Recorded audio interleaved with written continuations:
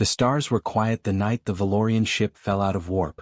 Captain Diana Reeves stood at the command bridge of the U.S. Ironclad, the largest warship in humanity's 7th Deep Fleet, and watched the sensors light up like a Christmas tree.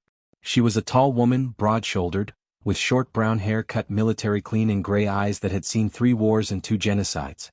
She did not scare easily. She had not scared in years. But tonight something made the back of her neck prickle. "Commander Walsh," she said without turning her head. "What am I looking at?"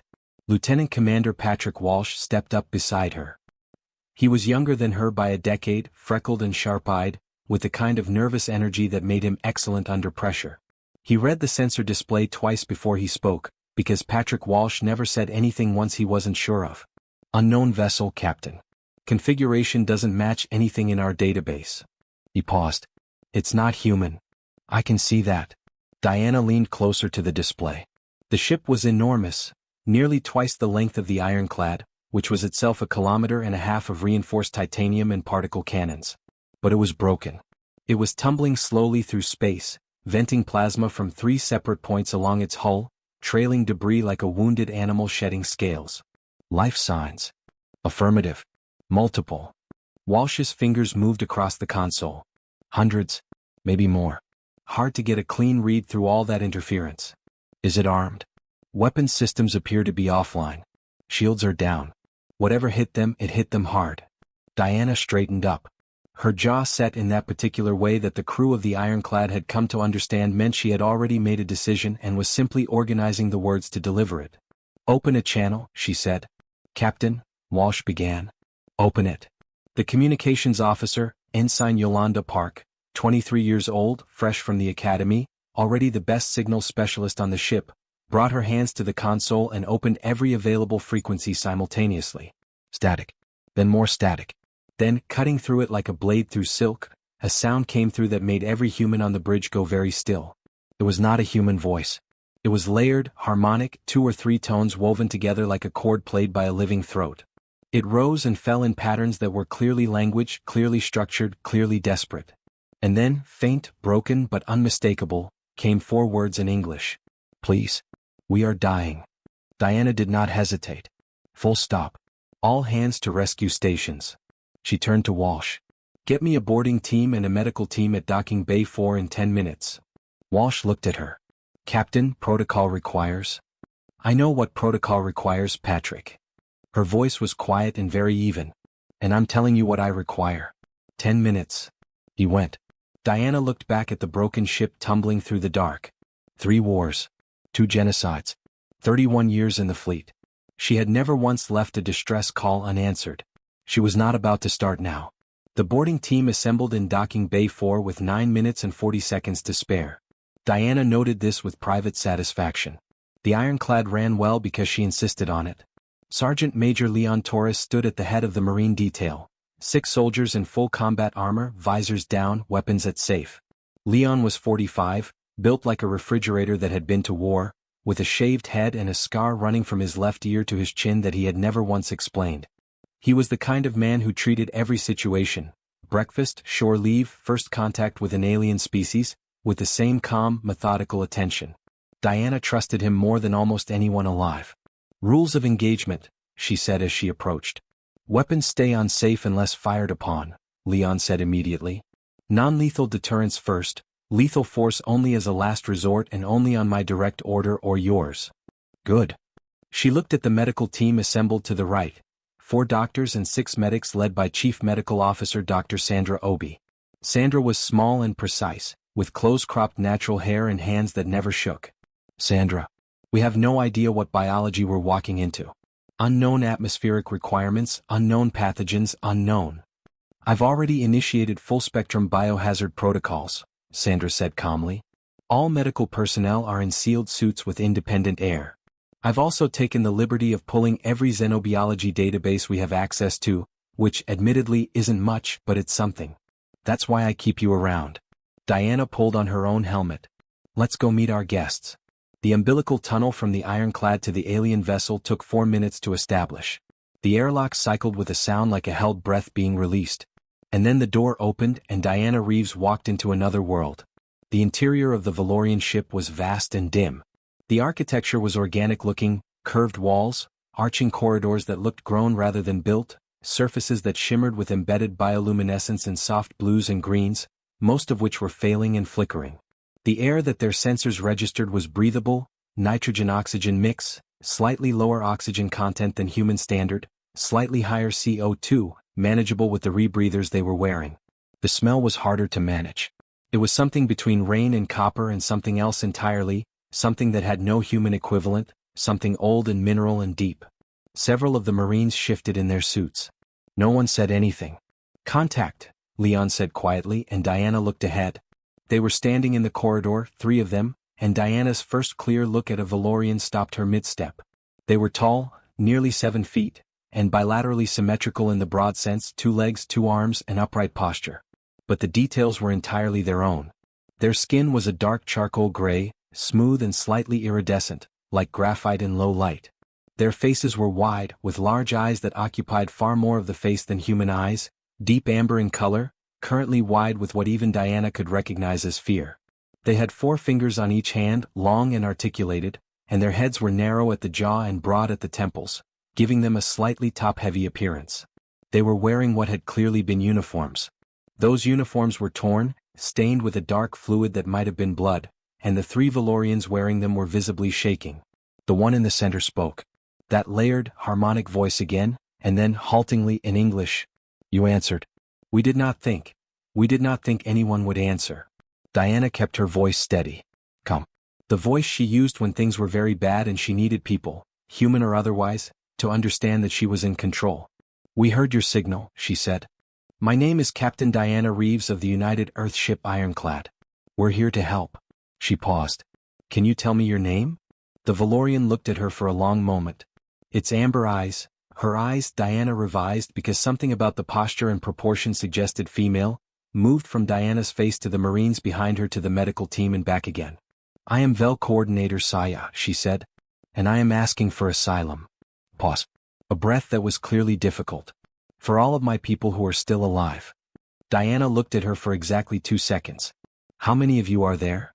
412, Saya said. "And we are being hunted." Dr. Sandra Obi had been a doctor for 20 years and a fleet medical officer for 12 of them. She had treated humans in every conceivable state of damage: blast wounds, radiation sickness, catastrophic decompression, the particular horror of what a particle cannon did to organic tissue at close range. She had thought, by this point in her career, that she had reached the outer boundary of things that could shock her. The Valorian Medical Bay adjusted that assumption rapidly. There were 260 wounded aboard the alien ship. Not lightly wounded, not scrapes and bruises and the walking hurt that every battle produced. These were grievous wounds. Burn patterns that Sandra had never seen before, caused by weapons she had no reference for. Limb damage consistent with something that gripped and crushed rather than cut or blasted. And a recurring injury in the most severely wounded, a kind of neural disruption that showed up on Sandra's scanners as a cascading failure in the bioelectric systems of the Valorian nervous system, spreading slowly outward from the site of the wound like ink in water. "What did this to them?" she asked Saya. They were in the Valorian medical area, which looked nothing like a human medical facility, being organized around what appeared to be communal recovery spaces rather than individual beds, with ambient bioluminescence dialed down low and a constant low harmonic sound playing from somewhere in the walls that Sandra was beginning to understand was intentional, some kind of comfort or pain management tool. Saya was quiet for a moment. Then she said, "The Kreth." The word landed in the room like a stone dropped into still water. "Tell me about the Kreth," Sandra said. Saya looked at one of her wounded. A young Valorian, very young, Sandra thought, the amber eyes still large and unguarded in the way of the young, lying in one of the recovery spaces with that neural disruption spreading slowly through her small body. Saya reached out and touched the young one's face with extraordinary gentleness. "The Kreth," Saya said slowly, still watching the child, "are not like us. They're not like you. They do not have a home world in the way that you or I would understand it. They move. They have always moved.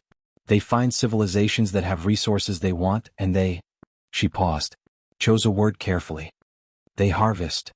"Harvest," Sandra repeated. "They take what they want. The materials. The technology. Another pause. The biological components." She said this last part with a flatness that told Sandra the flatness was deliberate, was something she was doing to keep herself functional. When there is nothing left to take, they destroy what remains. They have done this to 4 civilizations in this sector in the last 200 years. And now they're doing it to yours. They began 8 months ago. Saya finally looked away from the child. Her amber eyes met Sandra's through Sandra's transparent visor. We are the Vel. We are not a warrior people. We are not built for this. We ran. She looked around at the wounded, the dead, the surviving 412 crammed into a ship meant for a crew of 200. We ran and we found your signal, humanity's exploration beacon, and we came here. Sandra thought about this. Why us? You must have passed other systems. Other civilizations. Yes. Something crossed Saya's face that Sandra was learning to read as the Valorian equivalent of a wry, dark, complicated smile. We passed the Dorothy. They are strong, a military culture, many ships. We sent a signal. They responded by telling us that if we led the Kreth into their space, they would destroy us themselves. The expression deepened. We passed the Lethani Collective. A peaceful people, scholars, traders. They told us they had a non-aggression treaty with the Kreth and could not be seen to assist us. She paused. And then we picked up humanity's signal. And what made you think we'd be different? Saya was quiet for a long moment. Your signal, she said finally. Every civilization broadcasts a signal, a marker, an identity pulse. The Dorathi's signal speaks of their military strength, their territory, their warnings to those who approach. The Lethani speaks of their treaties and their commerce. She looked at Sandra with those enormous amber eyes. Humanity's signal says, if you are lost, come here. If you are hurt, come here. If you have nowhere left to go, come here. Sandra blinked. She had not known that. She had never thought about what the exploration beacon said. It says that, she asked. Yours is the only civilization, Saya said quietly, whose signal reads like an open door. Back on the Ironclad, Diana Reeves was on a priority communication channel with Fleet Admiral James Okafor at Deep Fleet Command, and the conversation was not going well. Captain Reeves, Okafor said. His face on the screen was carefully neutral in the way that senior officers made their faces carefully neutral when they were in fact extremely concerned. You understand that you have potentially initiated first contact with 2 separate alien civilizations simultaneously, one of which is, by your own report, actively hunting the other. Yes, Admiral, I understand that. And you understand that you did this without authorization, without following first contact protocols, and without... Admiral. Diana kept her voice respectful and her spine straight and her eyes directly on his. There were 412 people, Sir Sapient beings, dying in a ship 40 meters from my docking bay. They asked for help. I helped them. She paused. I would do it again. Okafor looked at her for a long moment. Then something shifted very slightly in his carefully neutral face. The Kreth, he said. Tell me everything. Chief Intelligence Officer Marcus Webb had been listening to the entire conversation from a secondary station, which was exactly where Diana had told him to be. Marcus was 42, lean and angular, with the kind of mind that sorted information the way other people breathed, automatically, constantly, without apparent effort. He had spent 15 years in fleet intelligence before Diana had recruited him to the Ironclad, and he was, in Diana's professional assessment, the most dangerous person on the ship, because the most dangerous thing in any conflict was accurate information. When the communication with Okafor ended, Marcus slid a data pad across the table to her. I've been running everything Saya gave us through the database, he said. Cross-referencing with every Deep Space Survey report from the past century, every anomalous signal, every dead planet report from exploration teams. Diana picked up the pad. Read it. Her jaw tightened. 7 systems, she said. 7 systems in our sector with profiles consistent with Kreth harvesting activity, Marcus confirmed. We thought they were natural extinction events. We thought they were geological or stellar catastrophes. He tapped the pad. They weren't. How long before they follow the Vel's trail here? Marcus met her eyes.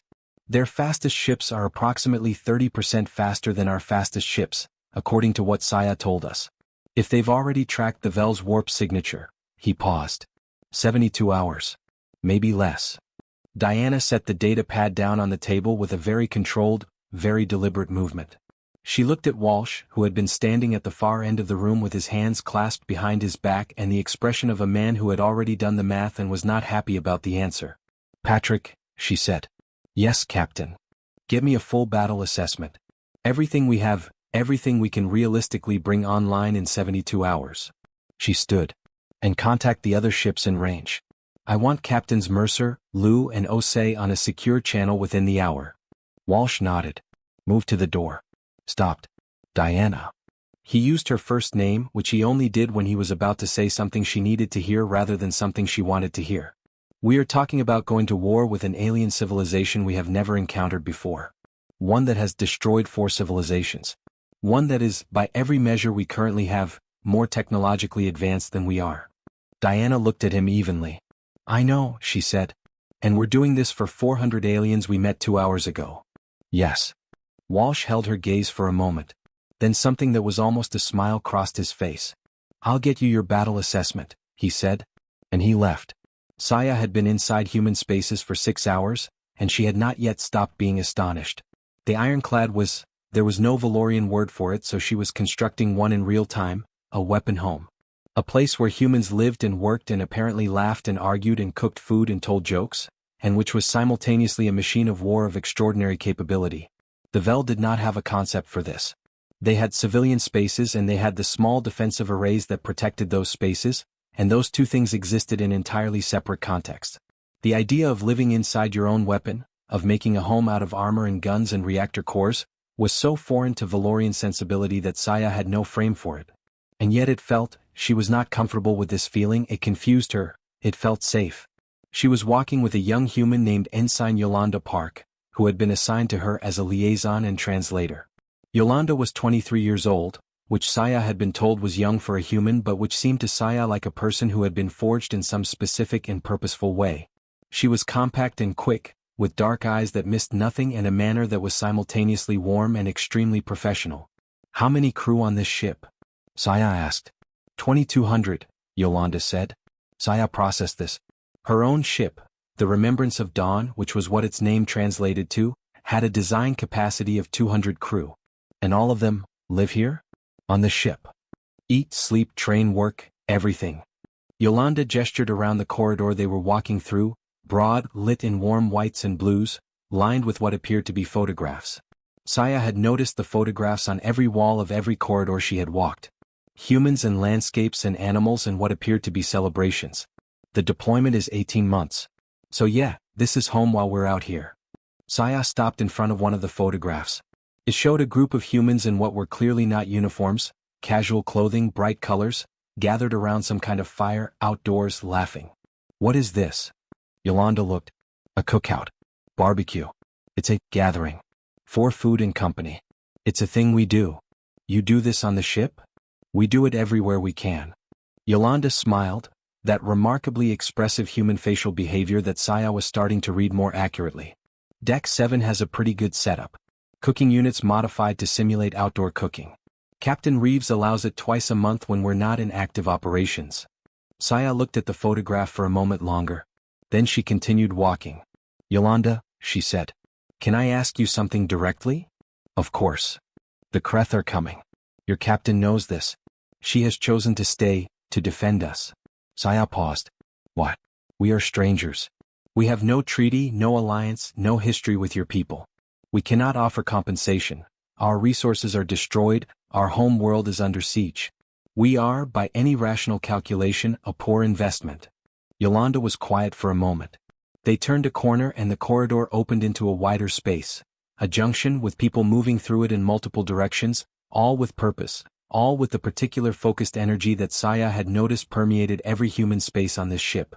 I don't think the captain thinks about it that way, Yolanda said finally. Then how does she think about it? Yolanda considered. She thinks about, you asked for help. You're in danger. We have the capacity to help. She looked at Saya. That's kind of the whole equation for her. It is not logical. Yolanda laughed, short, warm, genuine. No. It's really not. She paused. But I've been on 3 ships in my career and the ironclad under Captain Reeves is the one I'd pick every time because when things get bad, and in this job they get bad, you want to be somewhere where the people around you operate on that equation. Saya was still thinking about this when they arrived at what Yolanda called the training deck, and Saya got her second profound shock of the day. The humans were exercising. Not the light maintenance conditioning that Vel personnel did to keep their bodies functional. These humans were, Saya watched with genuine disbelief, were hurting themselves. Were lifting weights that seemed frankly excessive, were running with full equipment, were sparring with each other with a physicality that would have been considered aggressive bordering on violent in any Vel context, were doing things with their bodies that seemed to her medical mind to be deliberately pushing into the margins of what a body could withstand. They are choosing to do this? She asked. Yolanda looked mildly amused. Yeah. Some people love it. It's stress relief. It's preparation. She searched for a word. A lot of humans just genuinely enjoy seeing what their bodies can do. Saya watched a woman, early 30s, very tall, extraordinarily muscular, do something with a weighted bar that Saya's xenobiology databanks flagged as requiring more muscle fiber activation than most Valorian bodies possessed in total. Your bodies, Saya said slowly, are remarkable. I mean, no. Saya turned to look at her. I have the medical scans we ran when we came aboard for atmospheric compatibility. I have been looking at them since we arrived. She paused. Yolanda, your homeworld. What is its gravity compared to galactic standard? Yolanda tilted her head. About 1.2 times standard, I think? I don't have the exact figure. 1.22, Saya said. And your atmospheric pressure is approximately 1.4 times what most oxygen-breathing civilizations consider comfortable. Your average body temperature is significantly higher than any of the other 6 oxygen-breathing civilizations I have medical data on. Your bone density is. She paused, apparently finding the numbers difficult to accept. Your bone density is 4 times that of Vel bone density. Your muscle fiber is denser and more elastic. Your pain response, the signal your body sends when it is being damaged, is high, but your ability to continue functioning through that signal is. She stopped. How do you do that? How do you keep going when your body is telling you to stop?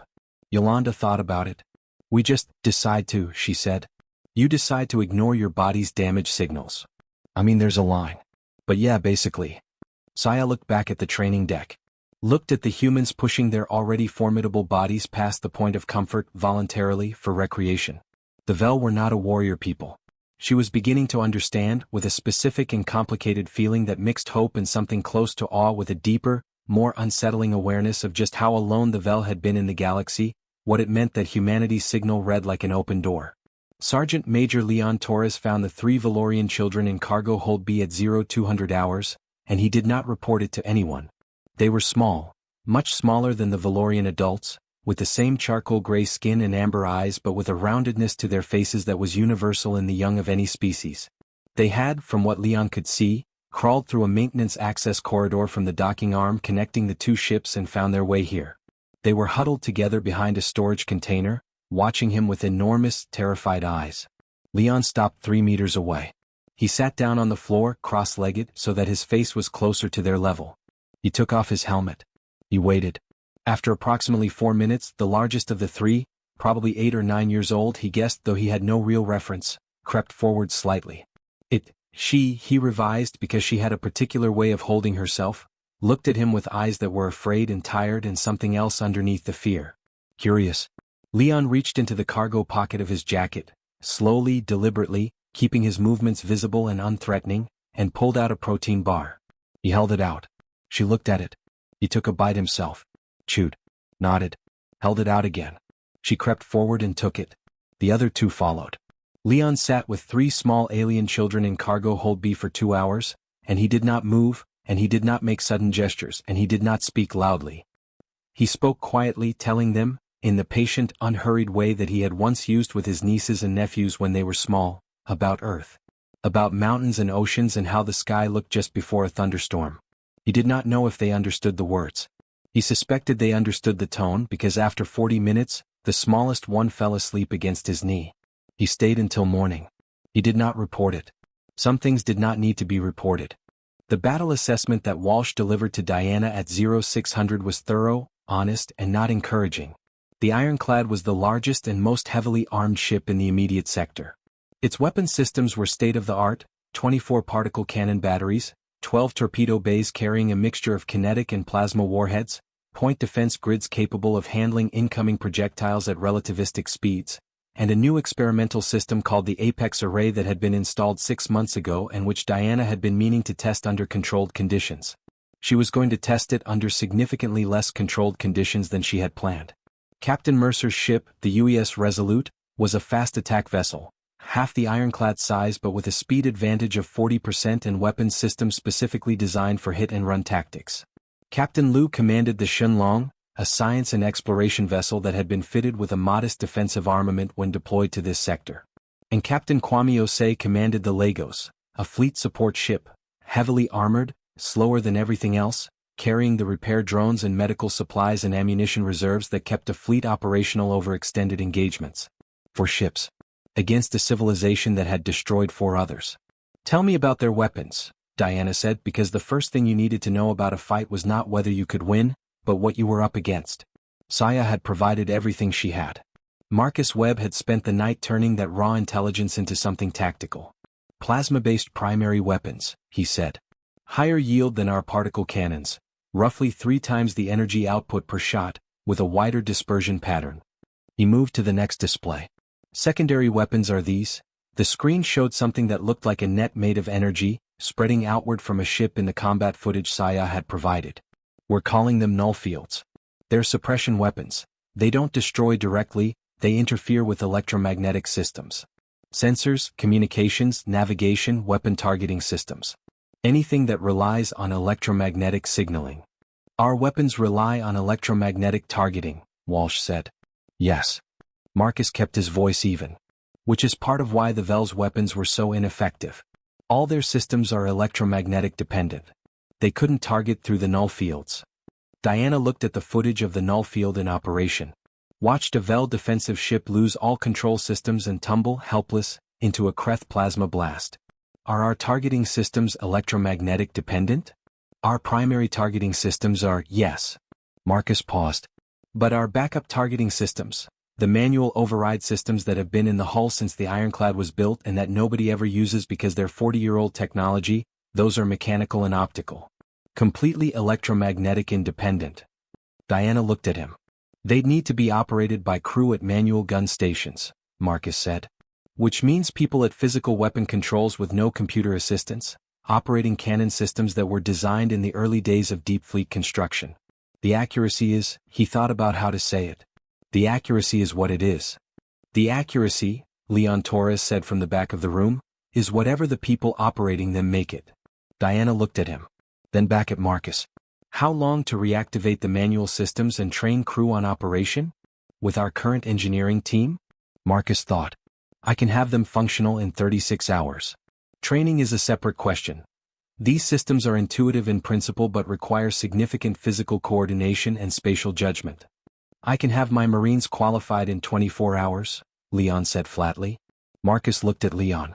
Have you ever operated a manual cannon system? No.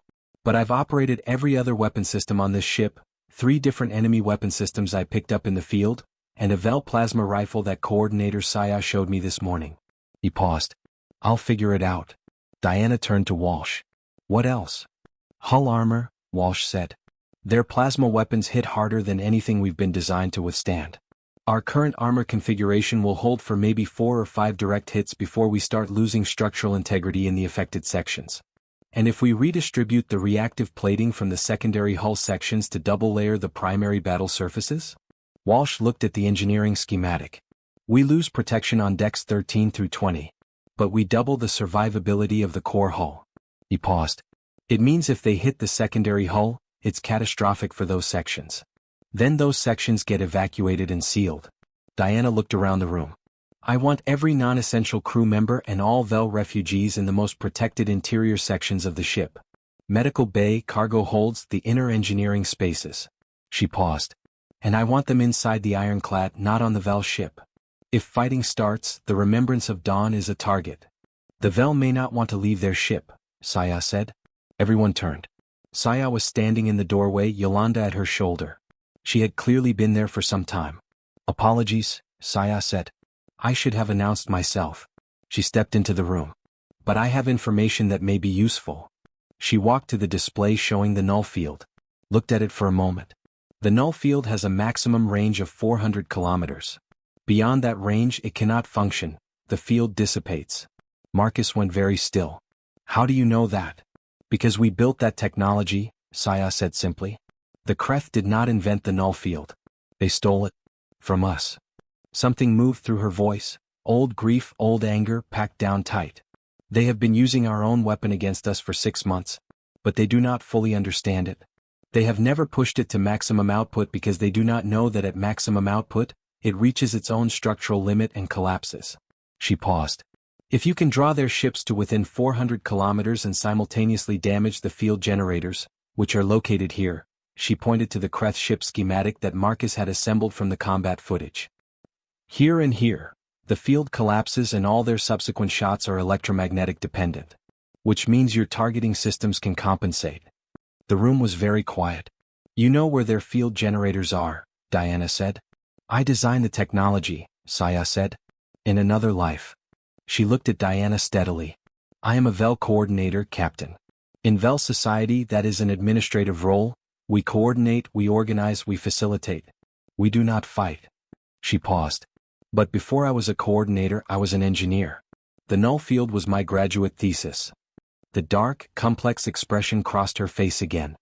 I have had considerable motivation over the past 6 months to think carefully about its weaknesses. Diana looked at her for a long moment. Saya, she said. How would you like to help us plan a battle? Saya met her eyes. And something shifted in the enormous amber gaze. Something resolving, something that had been wound tight for a very long time beginning to find a direction. HFY, she said. In her own language, the words that meant, from now on, I am with you. The next 48 hours were the hardest and most purposeful Diana had ever spent. The Ironclad's engineering teams worked in 12-hour rotations around the clock. The armor redistribution was completed in 18 hours, faster than Walsh had projected, because Chief Engineer Rosa Mendez had a particular talent for finding efficiency in crisis that made normal project timelines irrelevant. Rosa was 51, small and fierce, with oil-stained hands that were permanently a shade darker than the rest of her skin and a mind that worked in three-dimensional mechanical space as naturally as most people worked in conversation. She had served on 7 ships. She had never served under a captain she respected more than Diana Reeves, and she expressed that respect by making every single thing Diana needed happen faster than Diana expected. The manual cannon systems came online in 28 hours.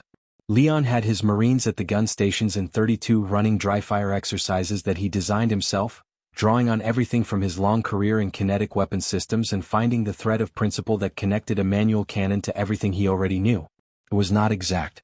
It would never be exact. But by hour 40, his best gunners were threading virtual targets with a consistency that made Marcus Webb update his tactical assessment by nearly 15%. Meanwhile, Saya worked. She and Marcus Webb had established an improbable partnership. They were, Diana noted, very similar in the ways that counted for this particular purpose. Both meticulous, both accustomed to holding large amounts of complex information in an organized structure, both capable of working in near total silence for hours at a stretch.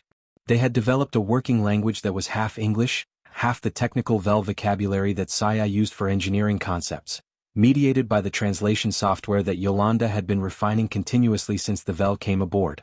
The tactical plan they produced together was, in Diana's assessment, excellent. It was also very risky. But the best plans in tight situations always were. On the VEL ship, Remembrance of Dawn, a different kind of work was happening. When Diana had asked the VEL to transfer to the Ironclad's interior for safety during the coming battle, there had indeed been resistance. But it had not come from the source she expected. The older VEL, the injured, the very young, these were brought aboard the Ironclad without significant difficulty. The resistance came from a group of 30 VEL in their apparent late adolescence to early adulthood, who had approached VEL coordinator Saya with a request. They wanted to fight. Saya had sat with them for 2 hours. Diana, watching through a security feed with Yolanda translating, heard something she had not expected. Heard Saya tell them the truth. Not a cleaned-up truth, not a careful diplomatic version. The full truth, that the Kreth were coming, that the humans were going to face them, that the VEL could not defend themselves with their current weapon systems against Kreth null fields, but that there were things they could do that humans could not. There are navigation systems on this ship that I can still operate manually, a young VEL named Caro said. His voice carrying, even in translation, the specific quality of a person who has moved past fear into something cleaner. I can fly the Remembrance of Dawn. I know this ship. I can maneuver in ways that a human crew operating an unfamiliar system cannot. You are not a soldier, Saya told him. No, Caro agreed. But you told me once that the difference between those who survive and those who do not is not training. It is decision. He looked at her steadily. I have decided. Saya had been quiet for a long time. Then she had gone to Diana. The young ones want to fly their own ship, she said. They want to participate. Diana had looked at Saya for a moment. Then she had said, "Can they do it without getting themselves killed?" "Probably not," Saya said honestly. "But they will do it whether I authorize it or not. And if I authorize it, I can plan for them, give them a specific role that uses their capabilities and minimizes their exposure." Diana had thought about this for exactly the amount of time it took her to recognize that Saya was right. What role? And that was how the remembrance of Dawn became part of the plan. Sandra Obi prepared the medical bay for mass casualties with the systematic thoroughness that was her primary professional mode. She had 3 times the beds she would normally deploy, medication reserves drawn down from deep storage, every surgical unit online and calibrated, her entire medical team briefed and assigned and as prepared as preparation could make them. She also, in the hours between her medical preparations, spent time in the Vel recovery space. The young Vel with the neural disruption, the child Saya had touched so gently that first night, had not improved. The disruption was spreading. Sandra had no treatment for it in her medical databases. She had never encountered this injury before. She was working essentially without a map. She sat beside the child and worked. She tried things that didn't work and tried different things. She consulted every xenobiology resource she had access to. She called in favors from colleagues at 3 different research institutions via long-range communication. She did not sleep for 31 hours. And then at 0300 on the second day, the child opened her eyes. "Caro," she said. One word in Vel. "Looking for someone." Sandra did not know what the word meant yet. She found out 2 hours later when Yolanda explained. It was a Vel term of endearment. Roughly equivalent to "my heart." The kind of word used for someone you love. Sandra sat with that for a moment. Then she went back to work. But she kept thinking about it. Caro. The word a small child used in the first moment she could speak. She kept thinking about the way love expressed itself, even in languages you didn't speak.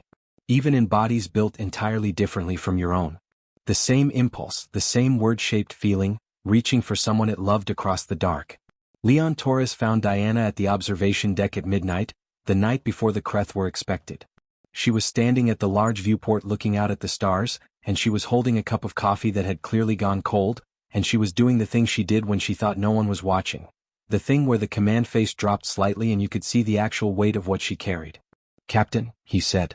She turned and the command face came back, but not completely, because it was Leon and they had known each other for 9 years. "Sergeant Major," she said. "Shouldn't you be resting? Shouldn't you?" She turned back to the viewport. "Sit down, Leon." He sat. She remained standing looking out at the dark. 412 people, she said. Plus 2,200 crew. She was quiet for a moment. "That's a lot of people depending on a plan built in 48 hours against a civilization we knew nothing about a week ago." "Yes," Leon said. Simply, without qualification because that was what the moment needed. "Do you think it'll work?" Leon considered the question seriously because she was asking it seriously and she deserved a serious answer. "I think the plan is as good as it can be with what we have. I think our people are ready. I think Saya is the smartest person I've met in 30 years of military service and she's on our side." He paused. "I think you've made the right decisions. Every one." Diana looked at the stars. "Leon. Those children in cargo hold B." He did not move. "I know about them," she said. "I've known since the second night." He looked at her. "I didn't report it either," she said. And something crossed her face that might have been the ghost of a smile. "Are they still there?" "No. I had them moved to the intersection with the other Vel children 3 hours ago. When I told them where they were going, the middle one tried to bring me with her." Pause. "I don't know how she communicated that. She managed it anyway." Diana was quiet for a moment. "What are their names?" "I don't know. I've been calling them 1, 2, and 3. 1 is the brave one. 2 is the quiet one. 3 snores." Diana made a sound that was definitely a laugh, quietly made and quickly controlled but genuine. Then she was quiet again. "We're going to bring them through this," she said. It was not a question and it was not bravado. It was something else, a statement of intent with the full weight of her will behind it. "Yes," Leon said again. "We are." They came out of warp at 0612 41 minutes earlier than predicted. Marcus had anticipated this, had built a 30-minute early arrival margin into the plan, which meant they were 11 minutes inside the contingency. The ironclad was at battle stations before the Kreth ships had fully resolved from warp distortion. Diana was on the bridge in full command gear, her command face on and fully deployed, watching the sensor display with the still, focused attention of a person who has found, in the arrival of the thing they feared, something close to relief. At least the waiting was over. The Kreth fleet was 7 ships. Diana had expected 4, based on Saya's intelligence about standard Kreth pursuit formations. 7 was worse than expected. 7, Walsh said quietly beside her. I can count, Diana said. The Kreth ships were, she studied them on the visual display, pulling up the high-resolution sensor imaging, triangular in profile, flat and wide, dark in color, surfaces that seemed to absorb sensor imaging in a way that made them slightly harder to read than they should have been. They were clearly powerful. They moved through space with the particular confidence of things that had never, in living memory, been successfully opposed. Are they scanning us? She asked. Actively, Marcus confirmed from the intelligence station. They've identified the ironclad as non-Vel. Pause. I'm receiving a transmission. Put it through. The Kreth communication was nothing like Vel communication. Where the Vel voice was layered and harmonic, the Kreth voice was flat and sharp, single tone, percussive at the consonants, with a rhythm that felt less like language and more like impact. The translation software took 40 seconds to process it. They say, Yolanda paused reading the translation. Her face went carefully neutral in the way of a professional processing something that personally unsettles her. They say, you are holding what belongs to us. Return the Vel and their ship and depart from this space. We do not want conflict with undocumented civilizations. Undocumented. They had not encountered humans before. They had not catalogued humanity in their assessment of civilizations worth taking seriously. Diana filed this away. Respond, she said. Tell them, the individuals aboard this ship are under the protection of the United Earth Fleet. They have been granted asylum under Earth's protection. We do not recognize any claim of ownership over sapient beings. We will not be releasing them. Yolanda transmitted. 43 seconds of waiting. Then the Kreth response translated. You do not understand what you are. You do not understand what we are. Stand aside. No, Diana said. One word. Have Yolanda transmitted exactly like that? Yolanda looked at her. Then at the screen. Then she transmitted it. 7 seconds later the first Kreth ship fired. The null field hit the ironclad like a wave. Every electromagnetic system on the ship stuttered. The lights flickered. Targeting systems went to their 3-second emergency reroute cycle. Communications dropped and re-established. Across the ship, every person felt it as a sudden gut-level wrongness, the kind of electromagnetic disruption that the human nervous system, which ran on bioelectric signals, could feel at a primal level as a wave of nausea and disorientation. Steady, Diana said into the ship-wide comm, just the one word. The voice she used when she needed every person on the ship to hear her certainty. The targeting systems came back on emergency backup. Limited, degraded, 60% effective. Not enough. Not yet. Distance to closest Kreth vessel? She asked. 6,200 kilometers, Walsh said. We need them inside 400. How long? At current approach speed. I know what I'm asking. How long? 22 minutes if we fall back at standard burn. They'll follow, they want the Val. Walsh paused. But 22 minutes is a long time to absorb fire with degraded shields and no effective targeting return. Apex array status? Standing by. Marcus. Ready, Marcus said from the weapons subsection he had personally taken over for this engagement. Capacitors charged. On your order. The Apex array was not a weapon in the traditional sense. It was a focused electromagnetic pulse projector, experimental, untested in combat, capable of delivering an enormously concentrated electromagnetic burst in a tight forward cone.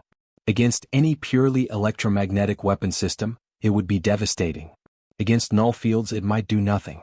Or, and this was the part of the plan that Saya had proposed and Marcus had confirmed and Diana had accepted with the specific comm that came from having no better options, it might interact with the null field generators in a way that caused a cascade overload at the precise moment the field was operating at maximum output, which was the moment it would be at maximum output because they would be at 400 kilometers.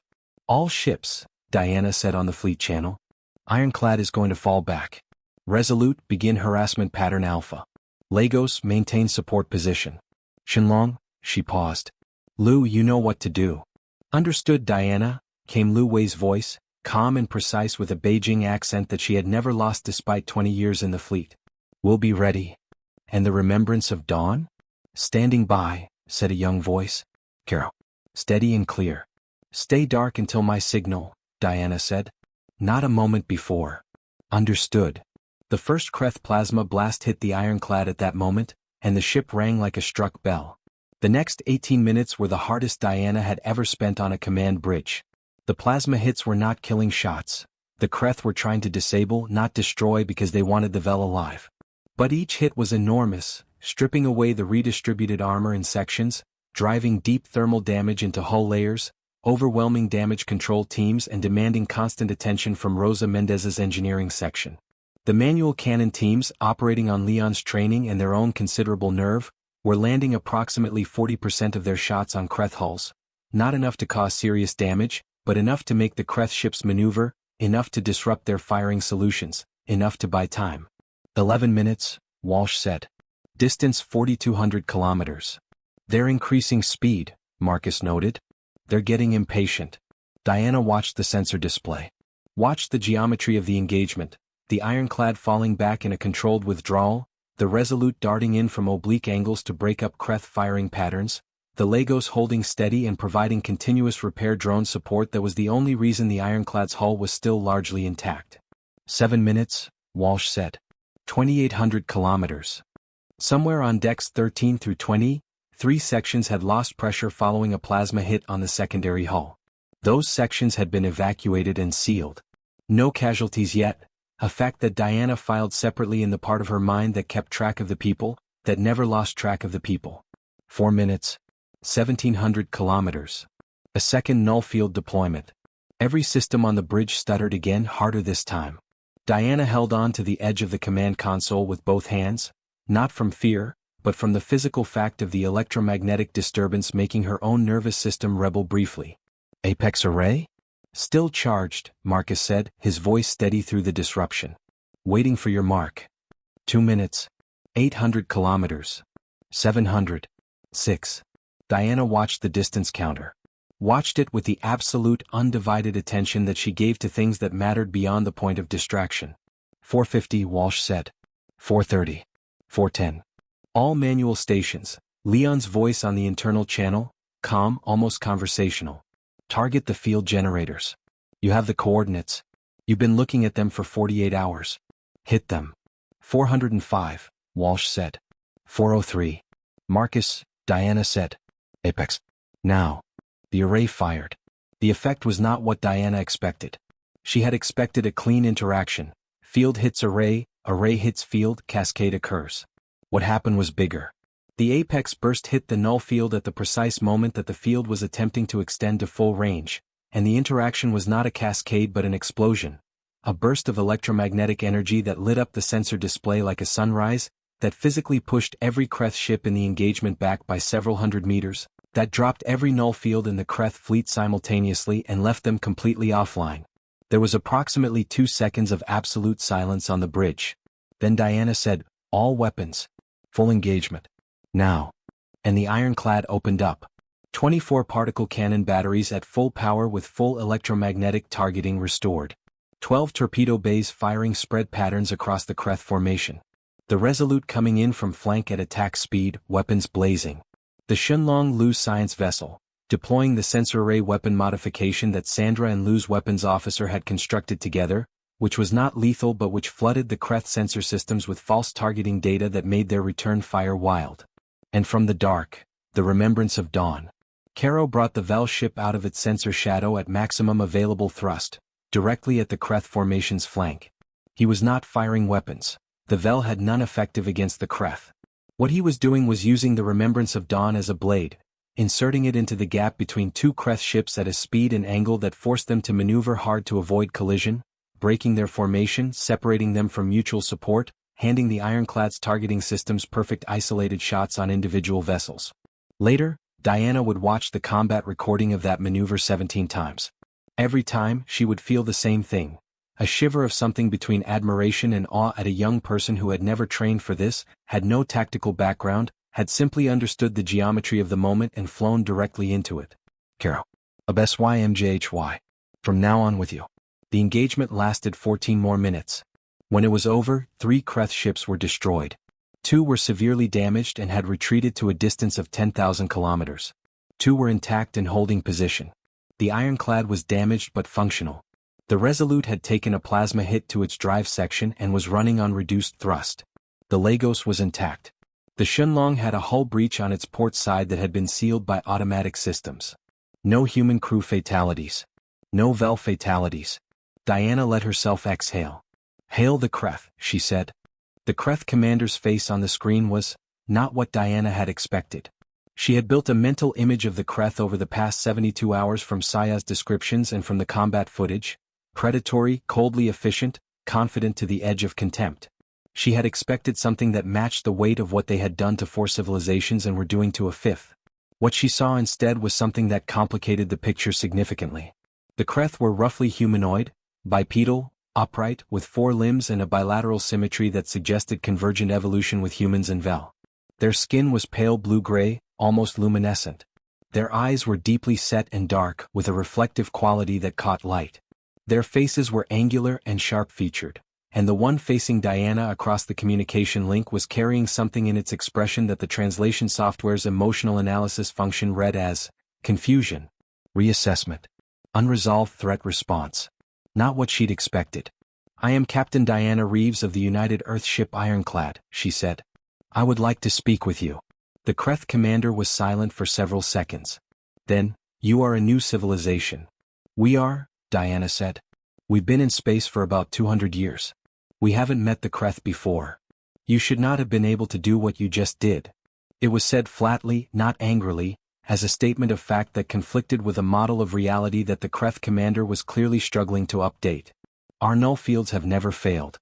No civilization in this sector has technology capable of—" "We didn't use our technology," Diana said. "We used Vel technology." She paused. "The people you've been hunting created the null field. Did you know that?" Pause. "The Vel are non-combatants. The Vel are engineers. Scientists. Some of the most technically capable people I've met." Diana kept her voice even. Conversational. Not triumphant. "And they came to us because we're the only civilization in this sector that answered their distress call." Silence from the Kreth commander. "I want to understand something," Diana said. "You have destroyed 4 civilizations. You have attacked the Vel. What is it that you actually need that requires destruction on that scale?" The Kreth commander looked at her for a long moment. "You are asking us to justify ourselves," it said. "I'm asking you to explain yourselves. There's a difference." Another silence. Then, "Resources. Biological components. Certain organic compounds that our biology requires and that occur in abundance in specific types of planetary life.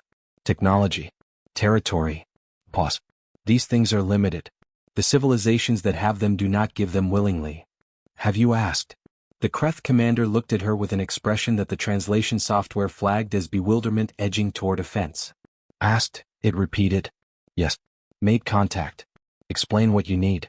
Tried to trade, negotiate, establish mutual benefit." Diana held its gaze. "Have you tried that?" The silence this time was very long. "The Kreth do not." It stopped. Started again. "It is not our way." "I know it's not," Diana said. "But here we are. 3 of your ships destroyed. 2 damaged. Your primary tactical advantage failed." She was quiet for a moment. "I don't want to destroy your remaining ships. I want to talk." She paused. "Is that an option?" The Kreth commander looked at her. Something moved in its dark, reflective eyes that the translation software could not categorize. Something outside its parameters, something that might have been, at its core, the same thing that lived in Saya's amber eyes when she had said from now on, "I am with you." The possibility of a door. "It has never been an option before," the Kreth commander said slowly. "It is now," Diana said. "If you choose it." The negotiations took 11 hours. Diana did not conduct them alone. Saya was at her side for every hour of them, translating nuance and technical detail that went beyond what the software could manage. Marcus Webb was a constant presence, tracking the strategic landscape of every exchange, passing notes on a datapad that told Diana when to push, when to hold, when to offer. And Leon Torres stood at the back of the room the entire time. He did not speak. He did not need to. His presence was the reminder of the other option. The option that the Kreth understood and that Leon embodied with the calm, total authority of someone who has mastered violence precisely so that it does not need to be used. What emerged from 11 hours was not a peace treaty. It was not a sudden transformation of the Kreth from what they were into something better. It was something more modest and more real, an agreement to pause. An agreement to a monitored ceasefire with penalties for violation. An agreement to a formal meeting in 3 months, with Kreth leadership and human representatives and surviving Vel representatives, to discuss what could be built instead of what had been destroyed. It was not enough. Diana knew it was not enough. But it was a beginning. And beginnings were where everything started. The day after the battle, the ironclad was in the particular state that ships enter after combat. Not the emergency intensity of the fight itself, but the sustained, serious work of counting what had been lost and repairing what could be repaired and tending to what had been broken. Rosa Mendez's engineering teams were everywhere, in the damaged sections, in the corridors, in the spaces between hull layers where the plasma damage had reached. The medical teams were treating burns and impact injuries and the psychological responses that always followed combat, the particular internal damage that had no clean wound to close. Crew members moved through the ship with the focused, slightly hollowed quality of people who have been through something and are now on the other side of it and figuring out who they are in that new landscape. Diana walked her ship. She did this after every hard action, walked it from stem to stern, not to inspect but to be present. To see the people. To be seen by them. It was the most important command tool she had, more important than any tactical system or strategic plan. The simple act of being physically present in the spaces where her crew lived and worked, looking them in the eye, acknowledging that they were real and that what they had done was real. She found Yolanda Park in the communications center, running maintenance diagnostics on the translation software with the careful attention of someone who is using precision work to process something large. "How are you?" Diana asked. Yolanda looked up. "Honestly? Still a little shaky. But better." She paused. "Captain, the Kreth commander. At the end of the 11 hours. Did you believe them? That they'd honor the ceasefire?" Diana thought about it honestly. "I believe they'll honor it long enough to assess us properly," she said. "We were a complete surprise to them. They need time to recalibrate. The ceasefire buys us that time too." She paused. "What they do with it after that, that's up to them." Yolanda nodded. "And the Vel?" "The Vel." Diana looked out the viewport. "Are in a very different position than they were 3 days ago." She was quiet for a moment. "They came here with nothing. They're leaving with an ally, a ceasefire and something else." "What?" "The knowledge that they're not alone out here," Diana said. "That there are people who will answer the door." Yolanda was quiet for a moment. Then, "Coordinator Saya is asking for you. She says it's not urgent, whenever you have time. Tell her now." Saya was in the Vel recovery space, sitting beside the child who had woken 2 nights before, who had improved steadily since Sandra's treatment, who was now sitting up and eating something from a container that Saya held for her. The child looked up at Diana with enormous amber eyes that were bright and clear and unafraid. "She is better?" Saya said. Something in her voice that Diana was now fluent enough in to read. Relief so profound it had been folded many times and was now something quieter and deeper than its original form. "Dr. Obi is remarkable," Diana said. "Yes." Saya looked at the child. "Her name is Leva. She is 8 years old. She was studying to be a botanist." She paused. "She wants me to tell you thank you. She has been practicing the words." Diana looked at the child. Leva looked back at her. And with the careful deliberateness of someone who has rehearsed a thing, she said in English, "Thank you. For my life." Diana crouched down to the child's level. Looked at her directly. "You're welcome," she said. "Leva." The child's eyes widened slightly at hearing her own name in a human voice. Then she made a sound, a soft, layered harmonic that the translation software after a moment rendered as laughter. Diana smiled. Leon found the 3 children, 1, 2, and 3 in his private taxonomy, in the intersection where they had been settled. They had, in the 2 days since he had moved them there, established a small territory around a set of storage containers that they had rearranged with creative efficiency into what appeared to be a home. They had also, and he was fairly certain this was one's initiative, persuaded the crew members in that section to bring them drawing materials, and the wall beside their territory was covered in drawings. Vel landscapes, he thought. Planets they were trying to hold on to. Things they were trying to remember. And in the corner, drawn carefully in multiple attempts, getting better each time, a figure. A large figure sitting cross-legged on a floor, surrounded by 3 smaller figures. One of the smaller figures appeared to be asleep against the large figure's knee. Leon looked at this for a long time. Then one appeared at his elbow, looking up at him with those amber eyes that still startled him slightly with how much expression they carried, and she pointed at the drawing and then pointed at him, and then made a sound, soft, questioning, hopeful, that needed no translation at all. Yeah, Leon said. His voice was a little rougher than usual. That's me. She made another sound, definitive, satisfied, and patted his arm once with her four-fingered hand, and went back to her territory. Leon stood there for a while longer. Patrick Walsh found Diana at 2100 in the officer's mess, eating something and reading a report, and he put a cup of coffee on the table in front of her, hot this time, and sat down across from her. Deep Fleet Command has been in contact, he said. I know. I've been avoiding them. Diana. He used her name again. You need to talk to them. I know. She set down the report. Picked up the coffee. What does Okafor want? A full debriefing, obviously. An official record of the first contact events. He paused. He's also been in contact with the Earth Council.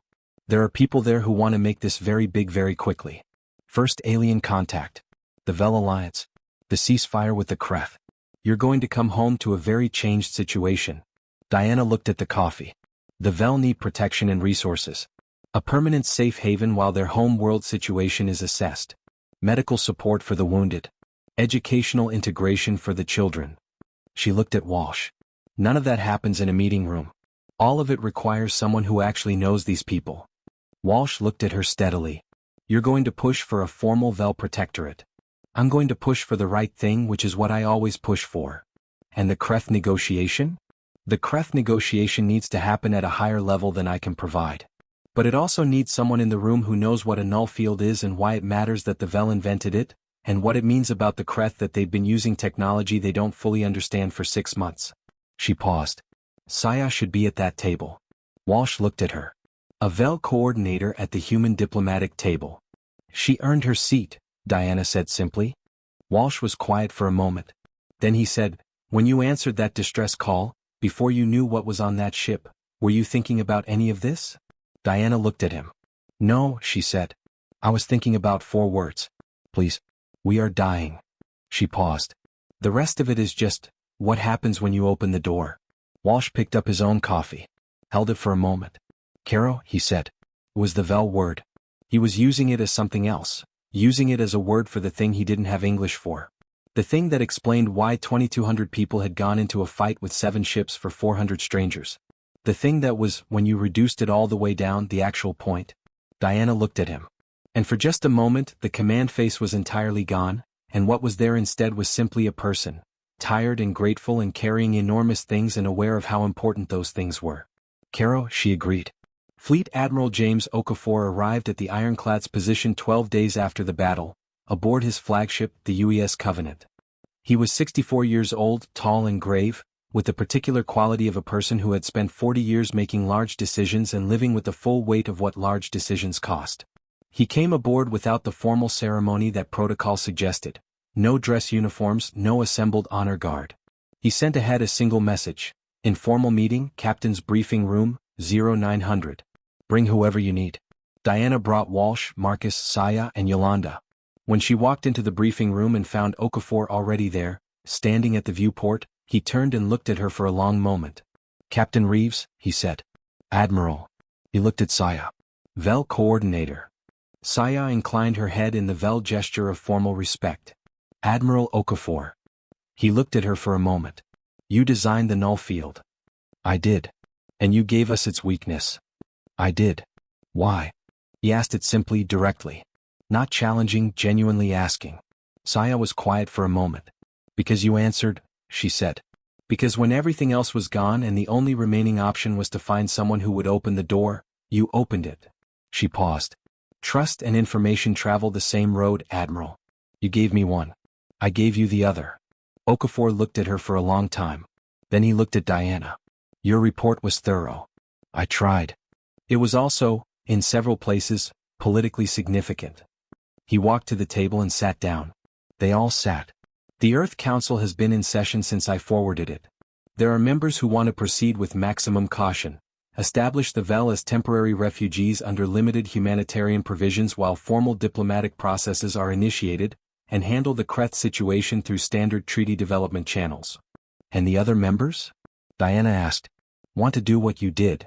He looked at her. Move fast. Commit hard.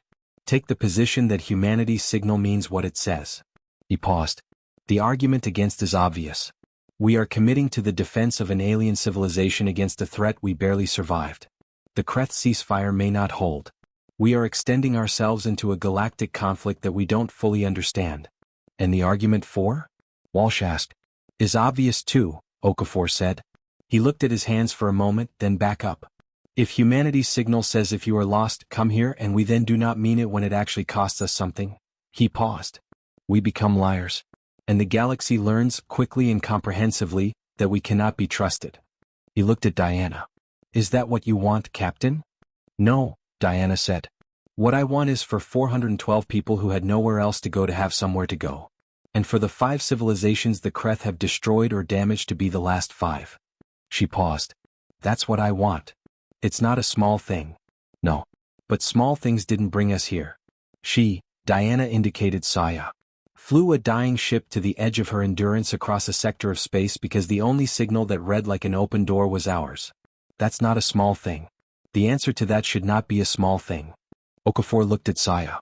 Saya looked back at him with the amber eyes that had, over the past 2 weeks, deepened in Diana's experience from the eyes of a stranger to the eyes of someone she was beginning to understand.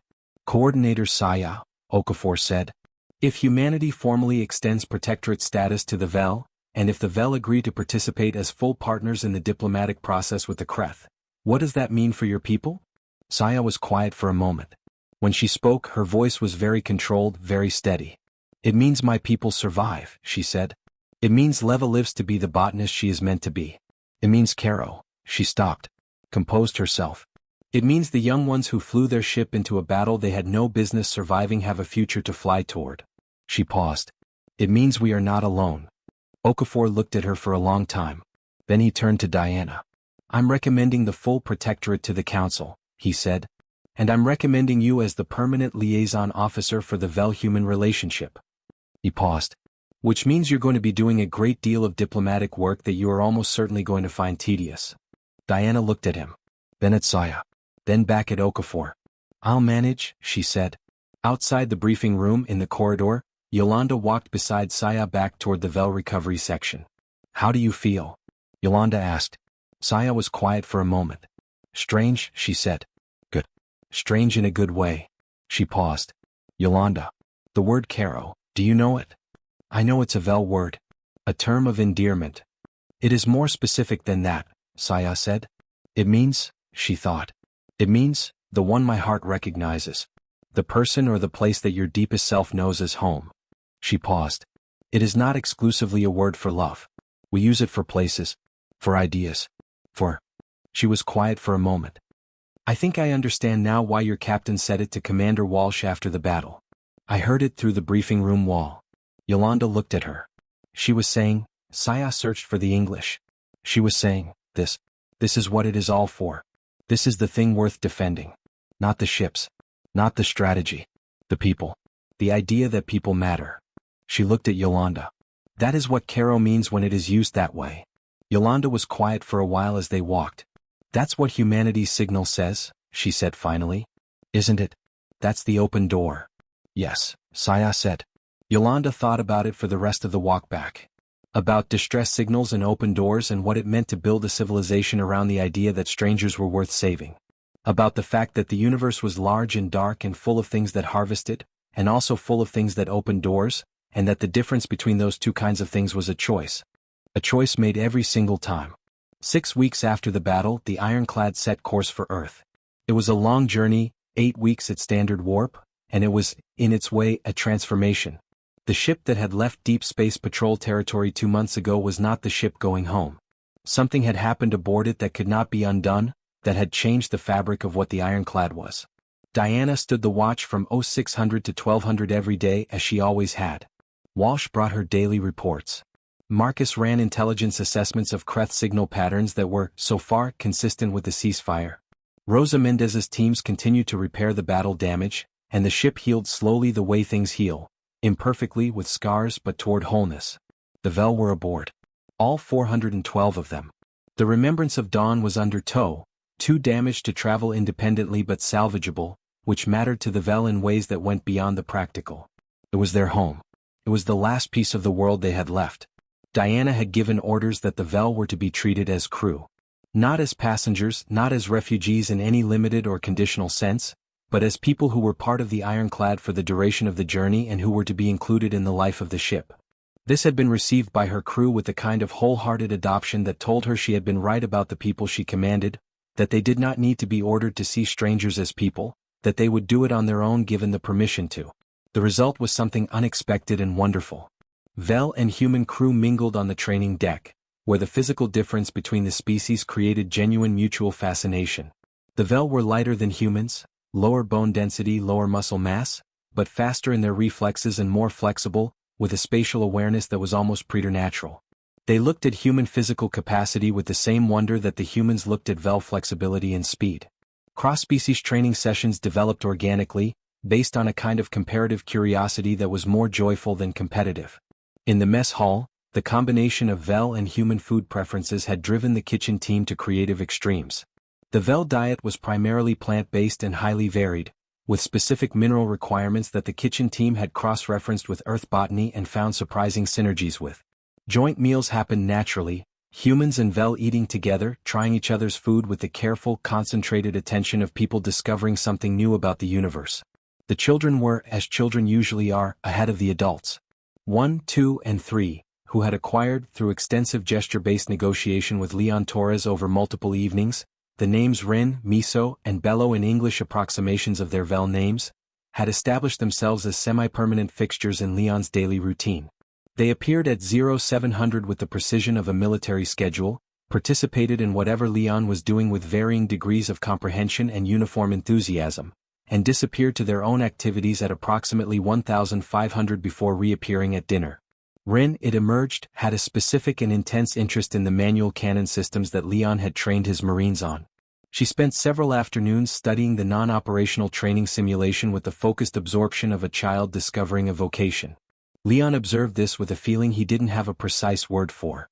Something warm and slightly frightened, the way you felt watching a young person discover what they were for.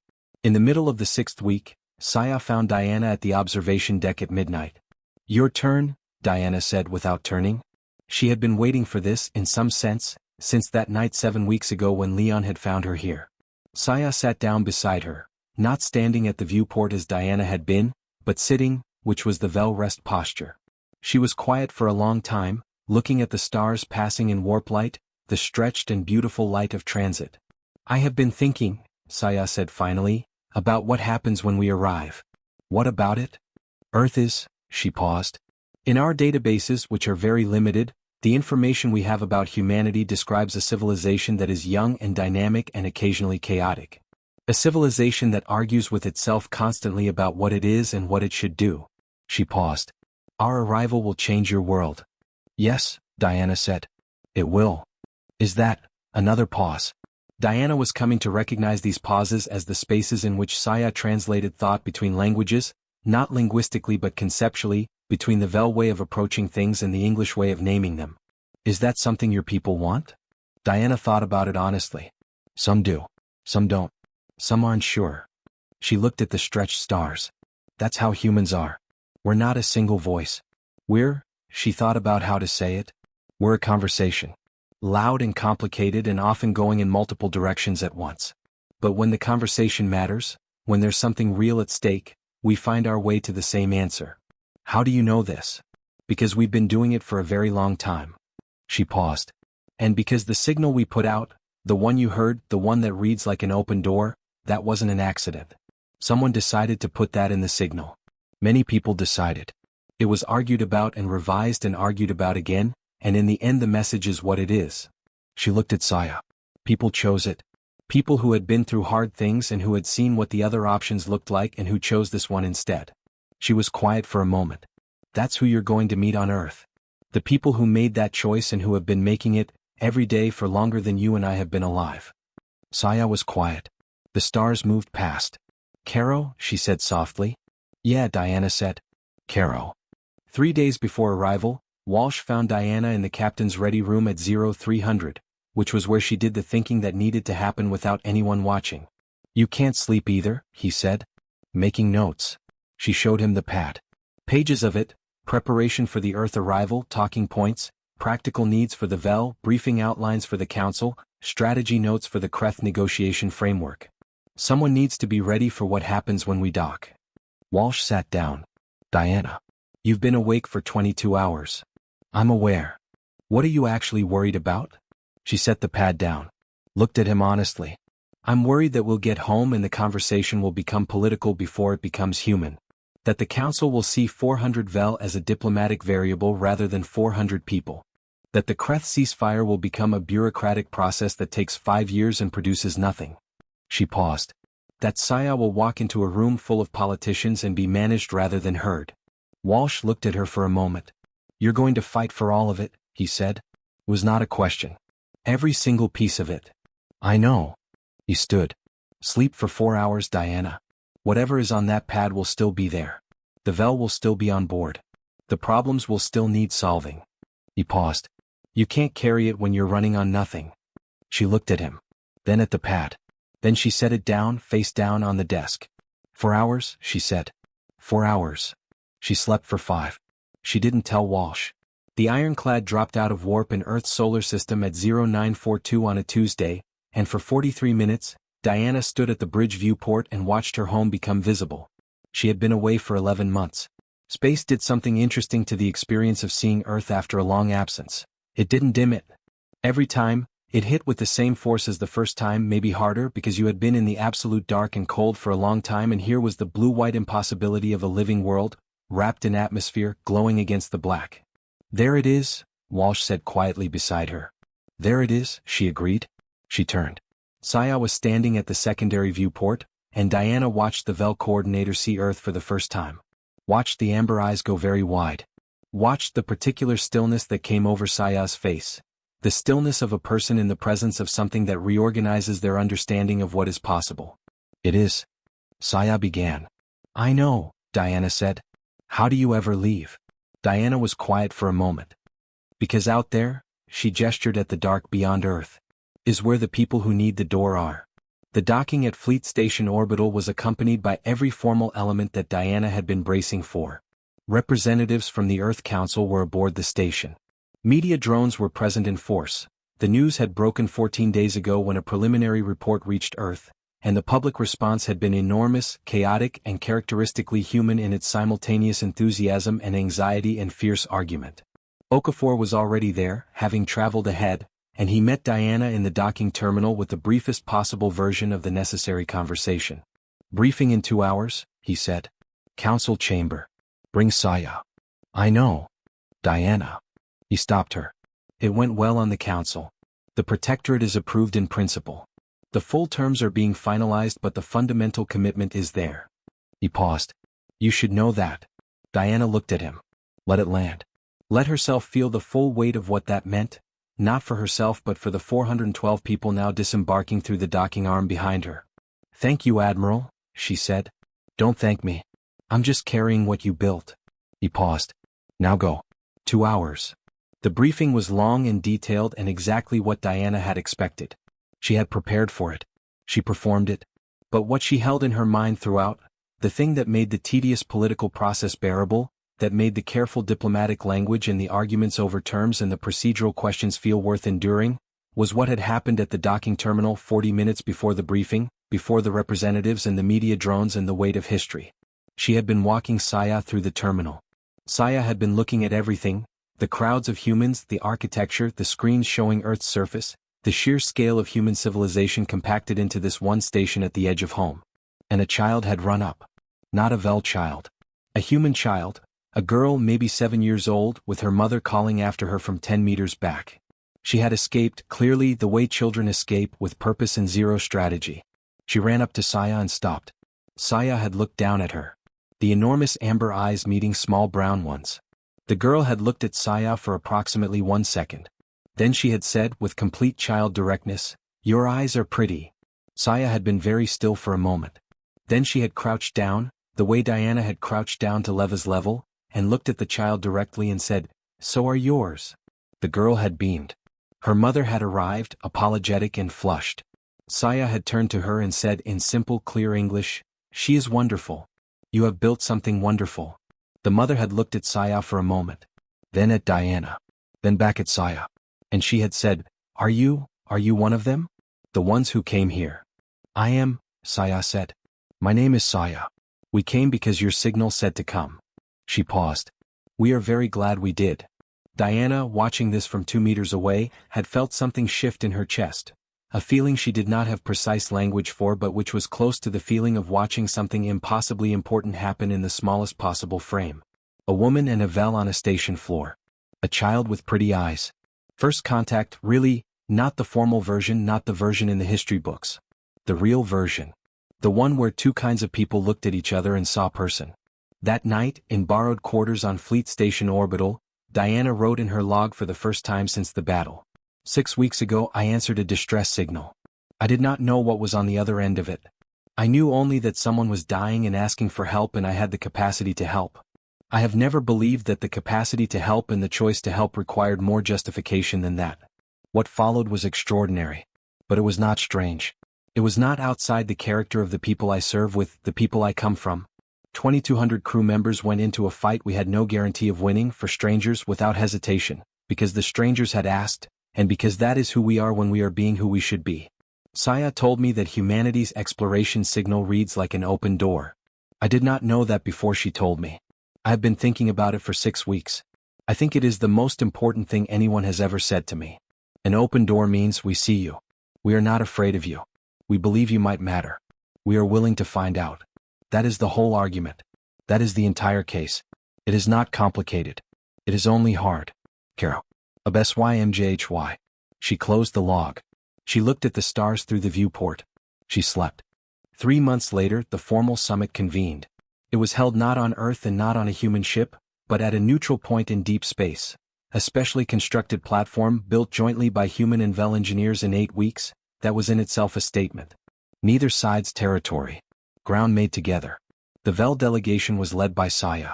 Behind her were 6 Vel council members, the surviving leadership of a civilization that had lost its home world, that was in the process of establishing temporary settlements on 3 planets within the human protectorate, that was, against every probability, beginning to rebuild. The human delegation was led by Fleet Admiral Okafor.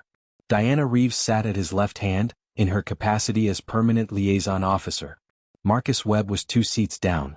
Yolanda Park was serving as chief translator. The Kreth delegation was 3 beings. Their commander, the one Diana had spoken to across the communication link, led it. They arrived last, and when the Kreth commander entered the room and saw Saya, something happened in its face that no translation software could fully capture. Something that was not, Diana thought, contempt. Something that was recognition, and the particular weight of what recognition costs when you have been wrong. The first 3 hours were technical. The null field. The biological compounds the Kreth required. The resource questions that had driven 4 civilizations to destruction. It turned out, as these things often turned out, Diana thought, when someone finally forced the conversation to happen, that the Kreth requirements were not, in fact, incompatible with the existence of the civilizations they had been destroying. The biological compounds they needed were extractable from specific planetary environments without destroying those environments. They had simply never developed a method for sustainable extraction because they had never needed one. It had always been easier to take than to build. The Vel, who were among the finest engineers in this sector of space, and who had very specific motivations to ensure the Kreth learned a different method, had spent the 3 months since the battle developing one. Saya presented it in the 5th hour of the summit. The Kreth commander looked at the proposal. Read it in full. Then looked at Saya. You built this, it said. For us. I built it, Saya said. For everyone. She paused. The choice of how to use it, whether to use it, is yours. The room was very quiet. Why? The Kreth commander asked. And it was not, Diana noted, the same question that had been asked about everything else. Not strategic, not tactical, not resource-based. It was simply why. The oldest question. The one that lived underneath all the others. Saya was quiet for a moment. When she spoke, her voice was very even, very steady, carrying within it all the weight of 8 months of running and loss, and a child named Leva who wanted to be a botanist, and a young man named Caro who had flown his ship into a battle for people he had never met. Because destruction is easy, she said. And because everything worth having in this universe, everything that actually lasts, was built. Not taken. Built. She looked at the Kreth commander. And because you asked me once why I gave the humans the weakness of the null field. It is the same answer. Trust travels the same road as information. You have to give it before you receive it. She paused. I'm giving it. The question is what you choose to do with that. The Kreth commander was silent for a very long time. The summit produced, at the end of 2 days, a framework agreement that would take years of detailed work to implement fully. It was not a perfect document. It was not a guarantee of anything. The Kreth had centuries of a particular way of existing, and frameworks were not magic wands. There would be violations. There would be difficult moments. There would be times when the door seemed to close and people on all sides would have to work to open it again. Diana knew this. She had always known this. She had not expected a perfect ending because she was not a person who believed in perfect endings. She believed in better beginnings. And this was a better beginning. Afterward she found Caro. He had come to the summit as part of the Vel delegation. Young, serious, standing very straight in the Vel formal garments that he wore with the slightly self-conscious dignity of a person who is not entirely accustomed to ceremony. He was 19 years old, she had learned. He had piloted the Remembrance of Dawn at the age of 19, with no military training, on the basis of a decision. Caro, she said. He turned. He had learned English well over the 3 months, faster than most of the adult Vel, with the specific efficiency of a mind that learned by doing. Captain Reeves.